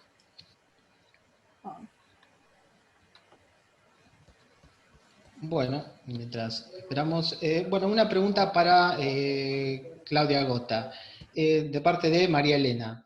¿Qué acciones se pueden instar y en qué normas nos amparamos para promover el derecho a la salud de las niñas indígenas y sus familias? ¿Los Cuom y Wichi son los más afectados? Bueno, no, en realidad la vulneración en las instancias de salud son reiteradas en diversos puntos del territorio y con diversas comunidades y por lo tanto niñas y adolescentes. Sí es cierto que desde comienzos de este año el caso de los niñes y bebés wichí fue muy difundido. El caso de los niños Cuom tiene otras facetas. Voy a referirme de forma separada. Justamente cuando iba a dar lugar a poder citar un informe que elaboró el doctor Romano en febrero de 2020 acerca de la situación de los niños y las niñas wichí, él se refirió a esto como parte de un colectivo de la niñez que se vuelven personas desaparecidas en el mundo jurídico y político. Esto lo dijo en el marco de una locución pública ante el Tribunal Internacional del Niño, atendiendo a una sentencia concreta frente a la CIDH que fue presentada ante la CIDH. En el caso de Salta hay leyes concretas, hay una ley de corte general que formula un Consejo Rector de Políticas Públicas para Niñas y Adolescentes, la ley 7970, y que está en consonancia con ese compromiso internacional o mundial que plantean una serie de convenciones, ¿no? Las declaraciones de los derechos del niño, las formulaciones, las observaciones sobre el convenio de el 169 de la OIT, y ahí aparentemente este señor demandaba ante el Procurador General de Salta, Abel Cornejo, en el mes de febrero de este año, la necesidad de que aparezca una figura del abogado del niño, concretamente ligado a esto que estaba pasando en las comunidades, capaz de ser referente y escucha y sin acompañar como tutelaje los derechos de los niños, ¿no?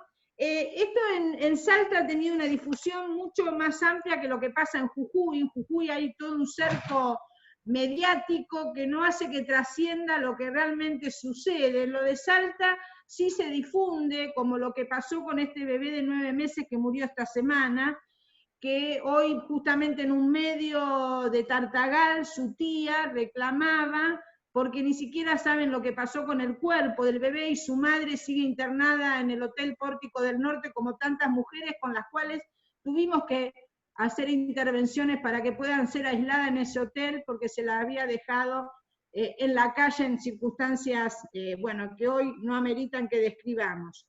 El caso de la población Cuom tiene para mí dos espacios diferentes. Una es las relocalizadas en ciudades como la mía. En Rosario hay 4 grandes barrios y otros anexos que han crecido en los últimos tiempos, donde justamente esta invisibilización de la población Cuom se da con otra población migrante interna criolla en estos bolsones de pobreza. Y ahí el problema también tiene que ver con los centros de salud y la asistencia, ¿no? Tanto en un lado como en otro los registran, al igual que otras poblaciones, enfermedades endémicas estructurales como el Chagas y la tuberculosis. Y en ciudades como esta se le suma el problema de las adicciones, en una ciudad como la que yo habito. En relación a la legislación, hay legislación tanto nacional como provincial y en consonancia con la legislación internacional. Esto lo pueden encontrar y está, como decía Sonia, en la bibliografía. El problema es hasta dónde esto que está en la letra se ha reglamentado y tiene una sintonía con las prácticas concretas, ¿no? Hoy, por ejemplo, una referente nuestra de Tartagal decía, el sistema de salud en Tartagal es un moridero. En realidad no hay garantías de asistencia, ni siquiera para la población en general, pero para las comunidades y particularmente para los niños, no hay posibilidades de que estos asistan al hospital por la cotidiana discriminación y la lectura que tienen en las comunidades de la posibilidad de ir a encontrar respuestas allí. Hoy las respuestas son prácticas de herbolaria tradicional para poder de algún modo atemperar o neutralizar ciertas enfermedades que la asolan, entre ellas la pandemia, pero no es el problema central. El problema central son problemas estructurales, de enfermedades vigentes de hace décadas, y el problema de la desnutrición y del hambre, ¿no? Respecto a lo que ustedes me planteaban con estas preguntas, pero vi que había otras preguntas direccionadas también a mi persona y me gustaría, si puedo, después responderlas. Bien. Sí, Claudia, le damos una pregunta a Sonia y después te volvemos a dar la palabra a vos. ¿Sí? Bueno, una pregunta para Sonia que apareció y tiene que ver con esto último que Claudia planteaba, es ¿qué legislación nueva podría pedirse para respaldar más estas acciones que son destituyentes de los pueblos indígenas? Y también, ¿cómo legitimar lo que está pasando? Porque hay algo que se articula con esto, que es otra pregunta, que muchas veces antes de pueblos originarios y no hay actividades comunitarias. Entonces piden respaldo sobre estas dos cuestiones. ¿Qué legislación y qué modos de legitimar hay para estos pueblos? Sonia, no sé si estás por acá. Sí, estoy Parece acá. que sí, estoy acá. Medio que se fue en un ratito la voz, pero el tema del marco, a ver si entiendo, el marco jurídico vigente, las grandes inconvenientes, muchas veces es garantizar el acceso a la justicia para los y legítimo. Hola, ¿te escuchas? Sí, te escuchamos, te estamos escuchando. Bien.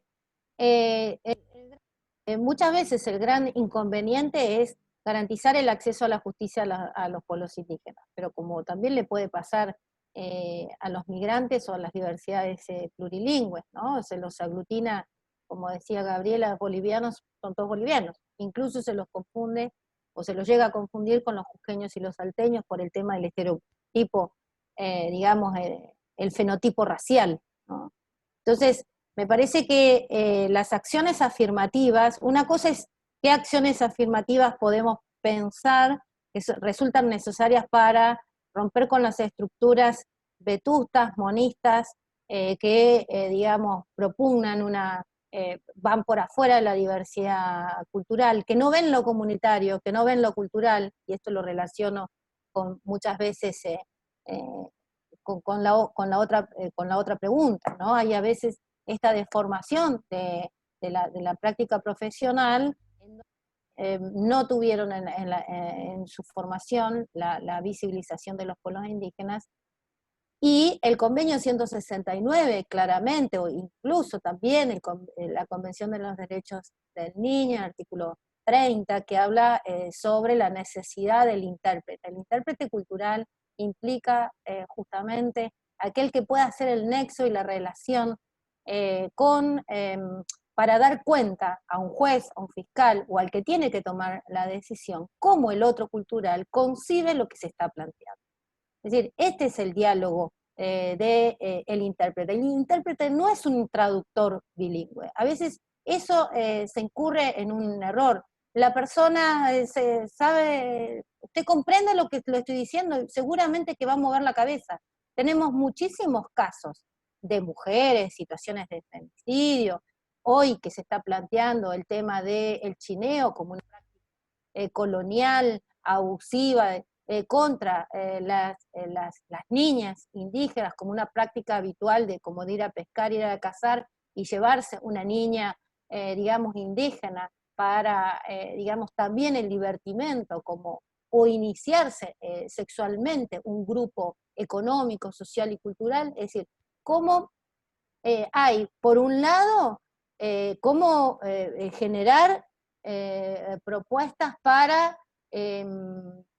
posibilitar el acceso a la justicia, ¿no?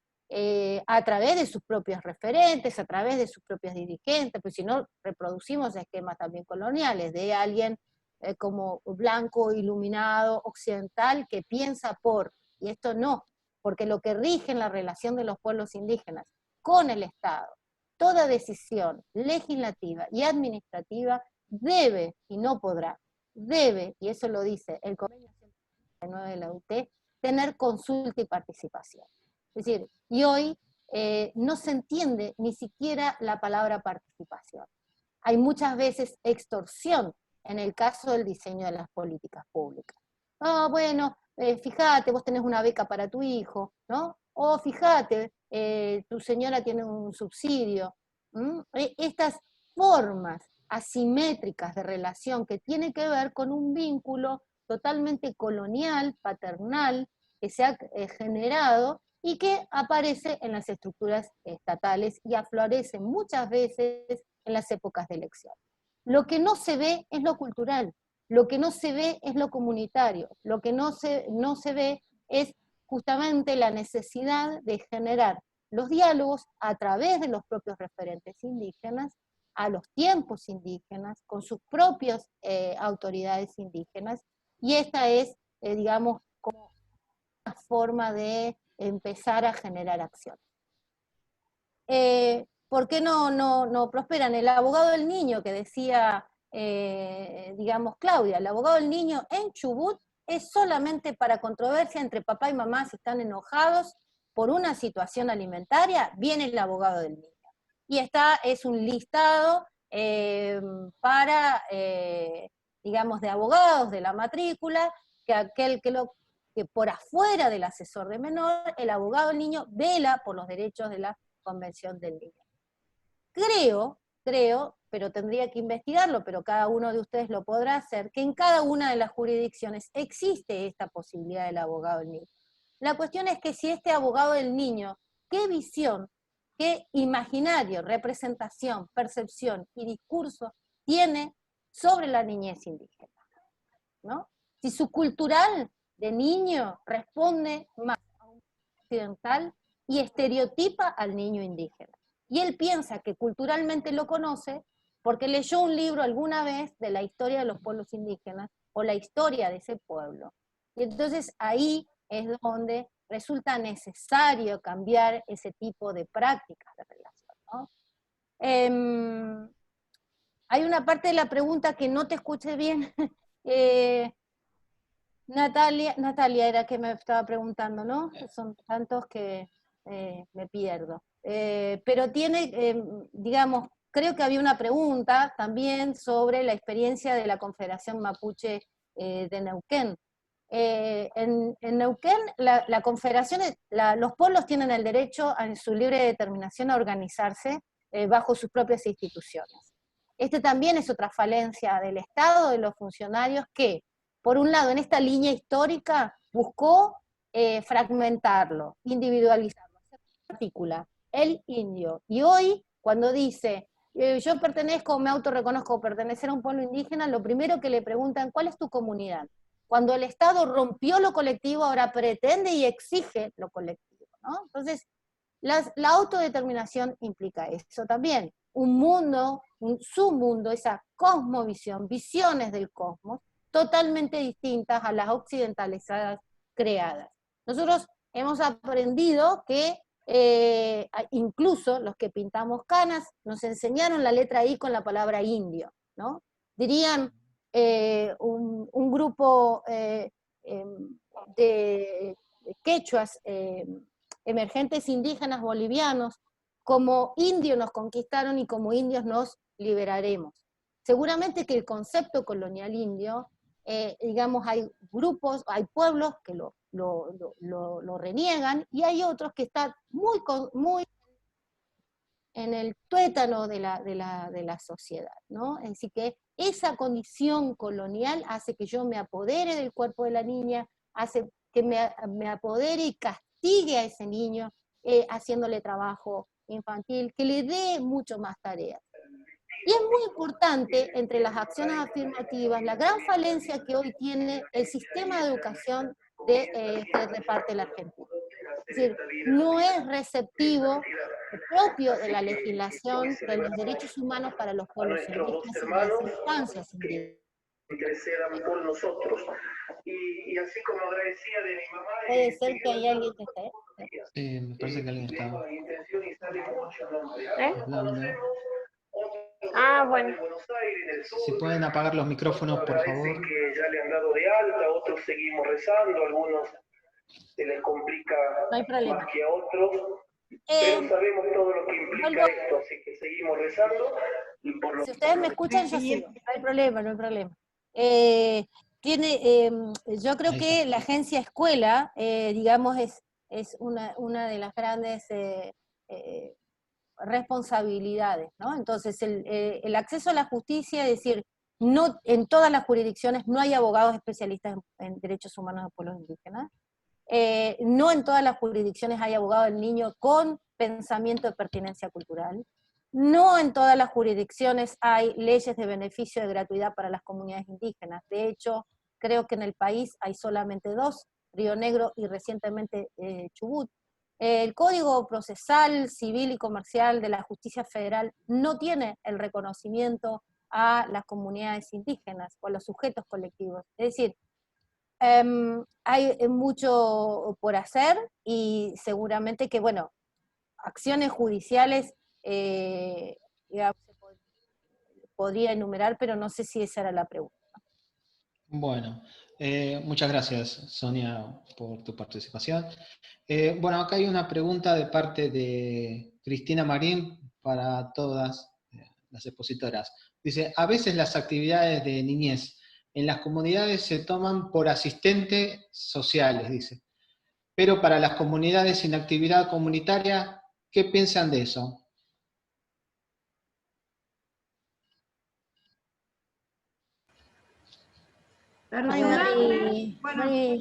También, Cristina, creo que se vincula un poco con lo que yo recién decía, ¿no? Lo invisibilizado de lo comunitario. Lo comunitario en la toma de decisión o en las formas de concebir, digamos, las relaciones. Incluso nosotros aprendemos una sola genealogía, incluso aprendimos occidentalmente una manera de cómo se muere una persona y cómo la sucede. Es decir, y eso es un formato cultural.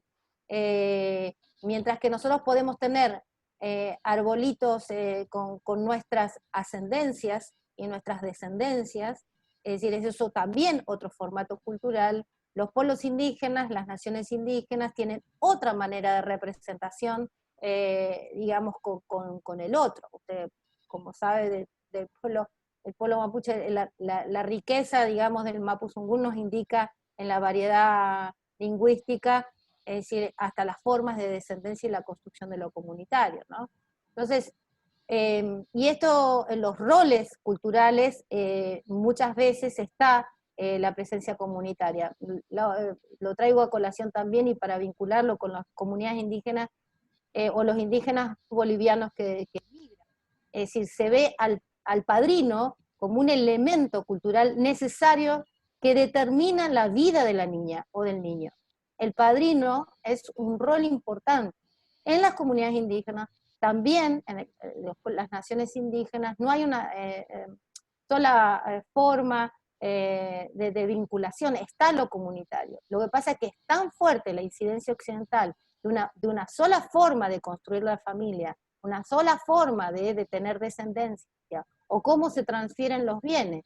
De hecho, el gran conflicto en las tierras, en los territorios indígenas, es aplicar las normas del Código Civil, en donde la propiedad comunitaria indígena es una construcción colectiva, es un territorio tradicionalmente ocupado anterior a la conquista y la colonización, que es lo que dice el Convenio 169, y que a su vez el sujeto es un elemento más que integra ese territorio. Territorio que, de lo cual es y es desplazado y puede estar en la urbanidad, pero sigue estando esa identidad. Resulta necesario entonces hacer este tipo de cambios en el paradigma de relación y ver, digamos, la presencia de lo comunitario. Bien, muchas gracias. De María Elena Nadeo para Claudia, ¿ustedes consideran que hay más situaciones de abuso sexual hacia los niños en las comunidades que en el resto de la sociedad?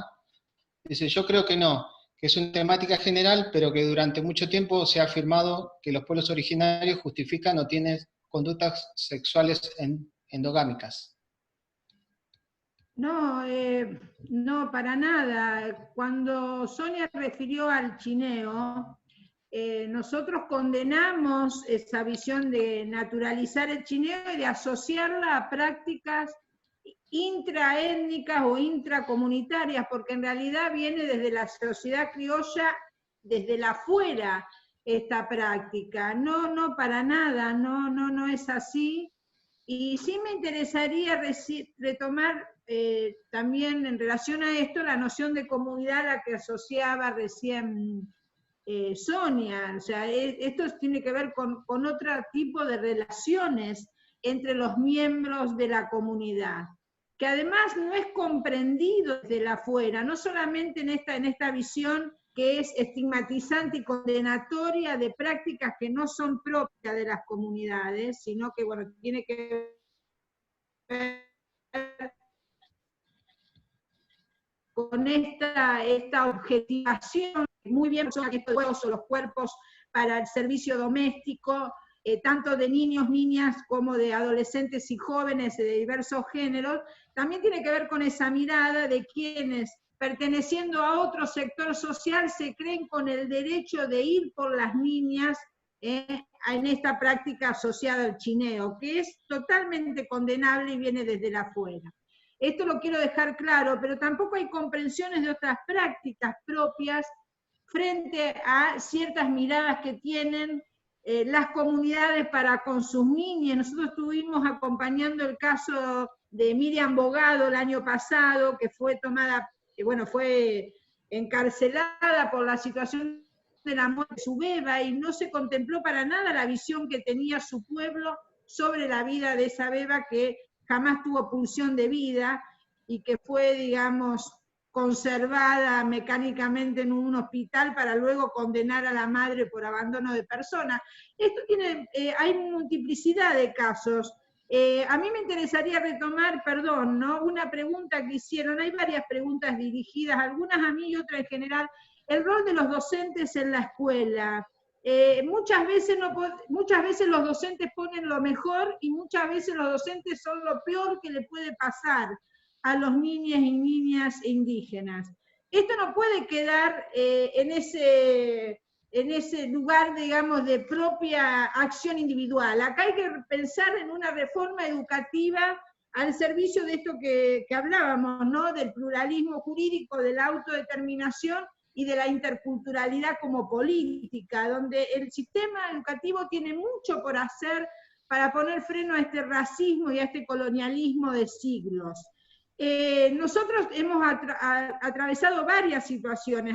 Acá la población paraguaya que viene a alistarse como mano de obra en la construcción también es muy numerosa, y cuando los niños y niñas de escuelas, en muchos casos fueron tomados como autistas porque no comprendían la lengua, porque en su casa se hablaba el guaraní. Y hasta que no intervino, por ejemplo, en un caso, una de nuestras consejeras en la cátedra, que es de habla guaraní, no comprendían que la niña no entendía las consignas de trabajo, que para nada tenía ningún tipo de deficiencia ni de traba en el ámbito educativo. El problema era la escuela que no contempla la diversidad cultural, ¿no?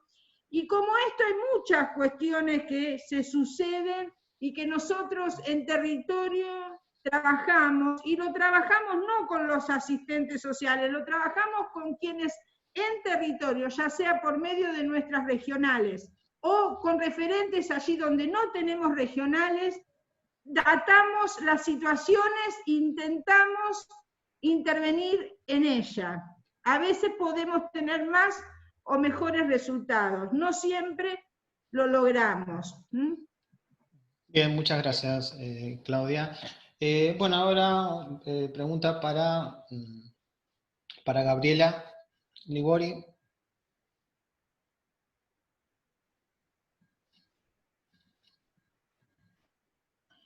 Hola, hola, aquí estoy. Sí, A sí, ver, bien. díganme si se Bien. oye bien. Sí, sí, te escuchamos Ok. bien. Bueno, es una doble pregunta de parte de María Elena Nadeo. ¿Cuáles son los grupos de niños migrantes más afectados por la discriminación? Y la otra es, ¿en qué temas deberíamos insistir como APDH para modificar la legislación? Bueno, a ver, para ser muy precisa respecto de las respuestas a esas preguntas, yo diría que los grupos de migrantes que ameritan, digamos, más trabajo en términos de incidencia son los grupos de migrantes que viven en condición de pobreza y están en situación irregular. Ese cruce de condiciones de vida, ¿no? La pobreza y la falta de documentación implican, junto con la condición de ser migrante, muchas veces, bueno, digamos, otras identidades que se ponen en juego. En este caso, además, la cuestión de la niñez, digamos, que es lo que estamos analizando, bueno, implica una interseccionalidad que exacerba la exposición a situaciones de vulnerabilidad. Entonces, me parece que es ahí donde hay que poner el ojo y claramente ahí encontramos diversidad de nacionalidades, porque ser una familia que proviene de algún país del Mercosur y entonces tiene abierta la puerta para iniciar su trámite migratorio no significa que esas familias tengan información suficiente respecto de cómo se hace ese trámite que siempre es burocrático, engorroso, complejo, caro, aún con la exhibición de la tasa migratoria, es caro. Hoy en día todo se hace a través de Internet, el sistema de acceso a la documentación es virtual, entonces hay muchísimos impedimentos que actúan para que personas que podrían radicarse no lo hagan. Y por otro lado, hay grupos que, como yo les decía, por lo que la propia ley plantea, no tienen un acceso tan fácil a la regularidad migratoria por el tipo de requisitos que tienen que cumplir, y ahí hay también una diversidad importante de nacionalidades, donde entre estas identidades, quizás la cuestión racial es muy fuerte para quienes provienen del Caribe o de diferentes países de África, porque el tema de la negritud en una ciudad como la de Buenos Aires, donde se supone que por esta historia de la migración europea, somos todos blancos, blancas y descendientes de europeos, bueno, digamos, implica tener que enfrentarse a situaciones de xenofobia, de discriminación, que claramente están vinculadas con esta perspectiva racista que nuestra sociedad tiene. A partir de lo que vienen planteando, a mí me parecía también interesante hacer una puntuación, y es que la historia de la migración en la Argentina es claramente la contracara de la historia de la masacre de los pueblos originarios de nuestro país, ¿no? Y de nuestros territorios. En términos de política pública, de cómo se pensó el Estado-Nación desde las élites de los 80 o quizás antes. Ahí hay, digamos, un tema que no hay que digamos, soslayar. Cuando hablamos de Argentina como crisol de razas, hablamos de un grupo de nacionalidades que entraron en ese crisol, pero hay muchos otros que no entraron en el crisol, que son justamente las migraciones regionales, ¿no? Y en esto de las migraciones regionales, cuando hablamos de los pueblos que han migrado desde lo que hoy es el territorio boliviano, desde lo que hoy es el territorio paraguayo, cuando uno habla con esas mismas poblaciones, digamos, muchas de ellas tienen esta claridad de decir, los pueblos originarios de este lugar somos nosotros. Nosotros estamos antes que los estados, ¿no? Las fronteras son posteriores a nuestra presencia histórica en este territorio. Entonces, este cruce entre migración internacional y pertenencia a pueblos originarios me parece que es un tema que está muy invisibilizado y que atraviesa a muchas de las familias y de las comunidades con las que trabajamos. Así que bueno, también aprovechando el uso de la palabra, me pareció importante introducir esta línea de reflexión. Bien, muchas gracias. Y bueno, no sé, Marilena, si te di como también puntas para el trabajo desde la PDH, pero si no, las seguimos luego. Gracias. Para Claudia, dice, algo para trabajar con las instituciones, sobre todo hablo de la CENAF, dice, ese reconocimiento de la población con ascendencia indígena, que como dijiste, somos migrantes internos, que se aglomeran en los barrios periféricos y empobrecidos. Esto pasa mucho en la Patagonia, Bariloche. Francisco Espadano. Sí, algo para trabajar se ha hecho, y se ha hecho tanto en el sur como aquí, y como se hace en el norte, que es reforzar esa autopercepción y habilitar derechos propios de esa autopercepción. Por ejemplo, bueno, Sonia trabaja en una cátedra intercultural en el sur, y nos conocimos justamente en la red de educación superior indígena y afrodescendiente para estudiantes indígenas y afrodescendientes de América Latina, y nosotros lo que estamos haciendo es propiciar becas y un programa intercultural para aquellos jóvenes que se autoperciben como pertenecientes a un pueblo indígena, aún viviendo en una ciudad en plena pampa gringa. Esto es una situación. La otra es pelear por la educación intercultural bilingüe en los niveles previos a la universidad. Y por supuesto, además, visibilizar esa diversidad que somos. Esto es vital, y hay muchas cosas que se vienen haciendo desde hace tiempo, que es importante que se conozcan, del mismo modo de todo lo que todavía nos falta, y con lo cual tenemos que seguir intentando cambiar estas cosas. Los compañeros del MOCASA en un momento preguntaron acerca, o hicieron alusión a la vida en el monte y a la comunidad organizada. El MOCASA es un movimiento de organización campesina de Santiago del Estero que tiene muchos años, pero no es lo que abunda. La comunidad organizada tiene distintos ribetes, aún en esa misma provincia. Nosotros tenemos intervención en los últimos 3 años en Santiago del Estero en comunidades que no están dentro del MOCASE.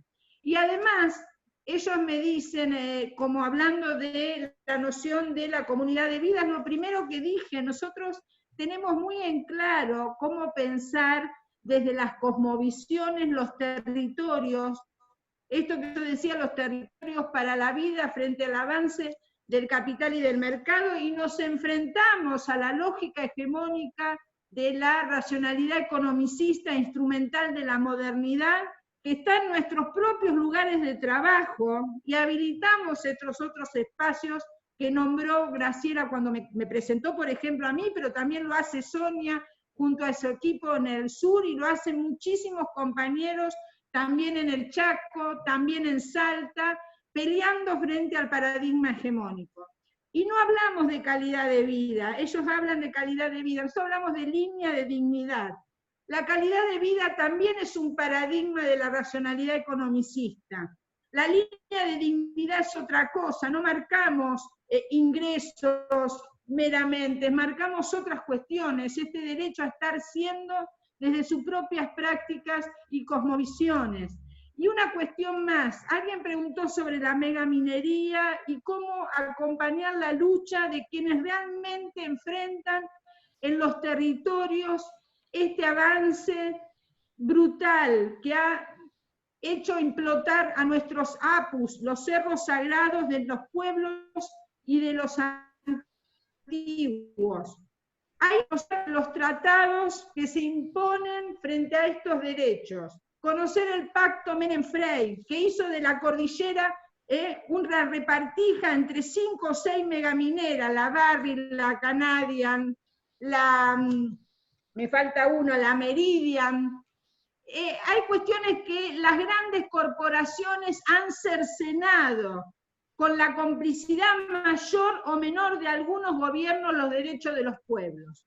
Tenemos que informarnos para poder realmente hacer frente a este avasallamiento. Es cotidiano, y es cotidiana la muerte en los territorios de las comunidades, donde también mueren niñas y jóvenes.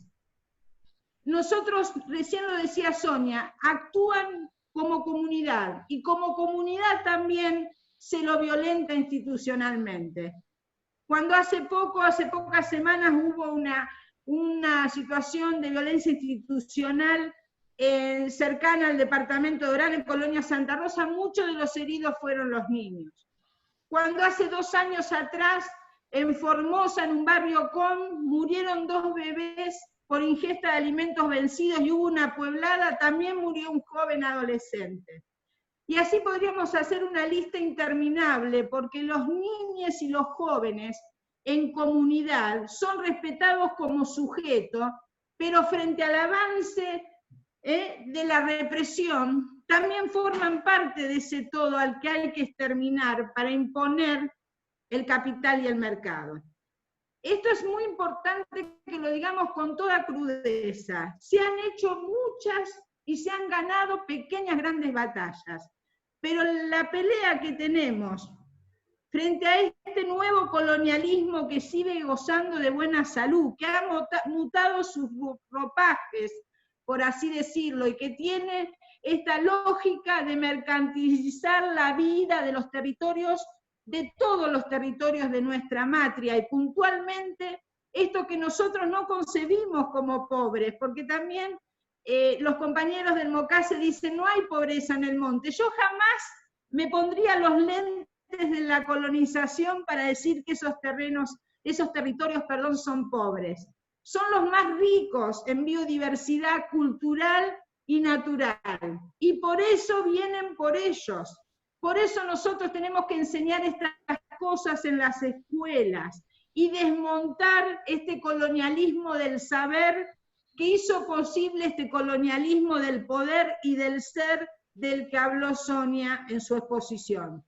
Hay mucho por hacer, pero estamos haciendo también algunas cosas, y estos encuentros posibilitan que ustedes los conozcan, que también conozcamos sus inquietudes y sus preguntas. En eso estamos. Muchas gracias. Bien, gracias Claudia. Y bueno, ya para finalizar, le queremos dar las gracias tanto a Sonia, a Claudia y a Gabriela, de parte también de Graciela, que bueno, debido a esta intemperie de la conectividad, también no pudo volver a reconectar acá al curso, y bueno, queremos darle las gracias otra vez porque hemos aprendido un poco más de temas que son invisibilizados. Y bueno, y queremos a los demás participantes para que el próximo miércoles se conecten otra vez. bueno, no sé si... Y abrimos los micrófonos para Claro. aplaudir. La verdad que estuvieron fantásticas. Felicitaciones, compañeras. Muchas gracias. Muchas gracias. Gracias, gracias. Moreno con Néstor era un roto ahí en la cama del fondo. Muy didáctica, Sonia, gracias. Muchas gracias. Gracias, Laura. Gracias, Sonia, un abrazo Excelente, gigante. excelente. Muchas gracias.